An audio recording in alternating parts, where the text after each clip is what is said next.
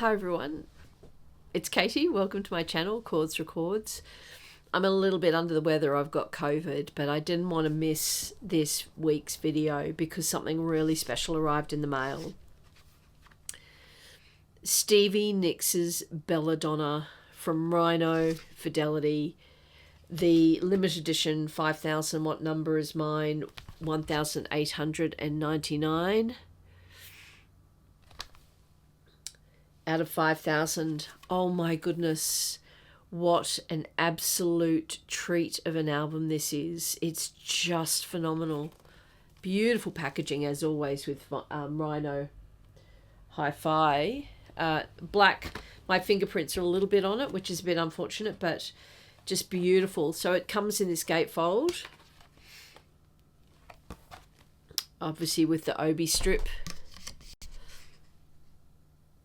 You can see it there. 180 gram vinyl, cut from the original analog master tapes by Kevin Gray at Coherent Audio. Pressed at Optimal Media. Heavyweight gatefold jacket, includes an exclusive insert with liner notes from Bob Mayer. Limited edition of 5,000. So this album, what an absolute classic by Stevie Nicks. The actual liner notes, I'll just show you that. That's got a beautiful kind of copy of the tapes on there for us nerds. And the opens up, and Bob Mayer, obviously the fantastic music journalist, music critic. Most recently, he's written a fantastic piece on Brian Wilson in New York Times. Go have a read of that; it's really worth it. But these line notes are just brilliant, and I think it feels like he's interviewed her for this release. I'm not sure if that's the case, but. Such wonderful little nuggets of information, but of course it talks about the culmination of her life, of Stevie Nicks' life leading up to this point. Of course, they'd just come off the back of touring Tusk with Fleetwood Mac. She'd been writing songs forever, since even prior to Buckingham Nicks in the early 70s, before she joined Fleetwood Mac. And this album was her debut album. It ended up being on the Billboard top 200 charts for 3 years. Within a month, it had gone platinum. It was #1. It was an absolutely sensational debut solo effort from Stevie Nicks. She brought in Jimmy Iovine, who obviously had been working as an engineer with Bruce Springsteen and Tom Petty, and had kind of elevated to producer. She was a massive Tom Petty fan. He came in. They soon actually formed a relationship, and they had a romantic link for a little while, kind of during this period. And of course, and she brought in all these old friends. Watchell, who she was reunited with, actually. Waddy Watchell, he had worked with her during Buckingham Nicks, and all these years later he gets a call from Jimmy Iovine and says, come in, we're doing a Stevie Nicks solo album. And to this day he's still her musical director. I think it speaks volumes to the artist and the woman she is, that she can maintain these friendships over a long time. She's a pretty special person. New album being written, apparently, new album in the works, which I can't wait for. Obviously, Tom Petty provides his song "Stop Dragging My Heart Around" as the big single. She joins forces with Don Henley, Leather and Lace. There's just so many beautiful songs on. After the Glitter Fades, such a great song. She wrote that apparently before she was famous, before she was rich, during the Buckingham Nicks days.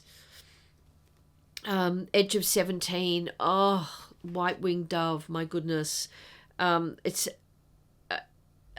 honestly, this album is just an absolute masterpiece. But the version, if you don't have it, get it.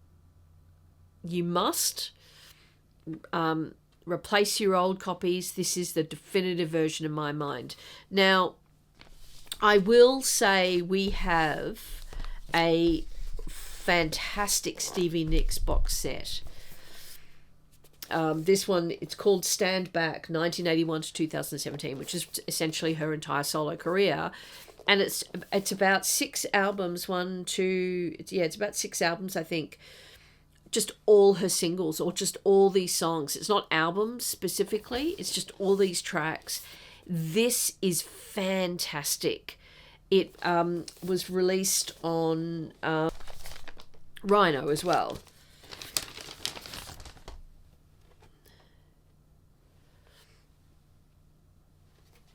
Really fantastic. Some people said they got warped records, but ours were perfectly flat.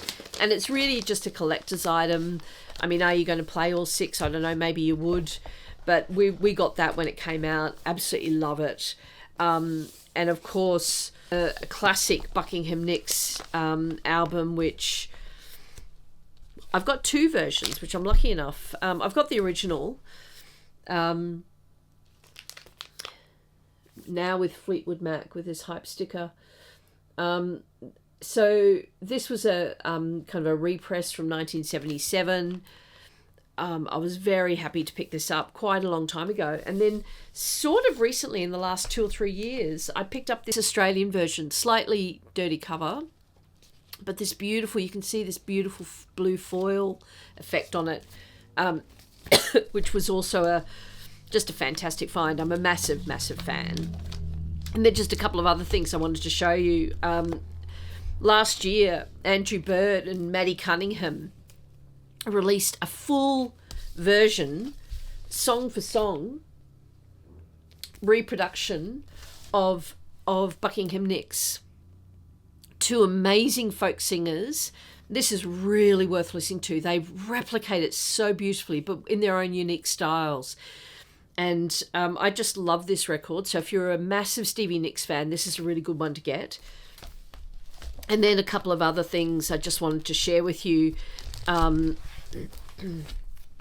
As I said, they'd come off the back of their incredible touring of the Tusk record when they went into studio to record Bella Donna.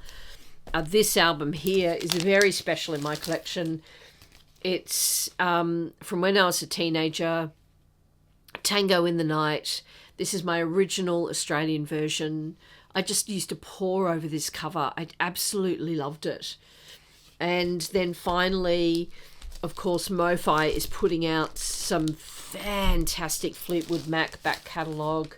What have they done? They've done Tango in the Night, and they just recently did Mirage. This is also beautiful. Beautiful MoFi, quality. Again, this, I've got number 430 there. Beautiful, quiet, almost, I could say it's almost the definitive of this. This is absolutely stunning as well. I'm going to get all the MoFi Fleetwood Mac. So they're doing such a great job with it. So that's it. I'm very, very happy. Oh, no, one more. Recently picked up the debut Tom Petty. I just thought I'd throw that in. Very happy to have that. So that's it. Very happy to have my Bella Donna Rhino Hifi. Let me know if you've got it in the comments, what your favourite Fleetwood Mac Stevie Nicks albums are. And I'll see you in the next video. Thanks. Bye.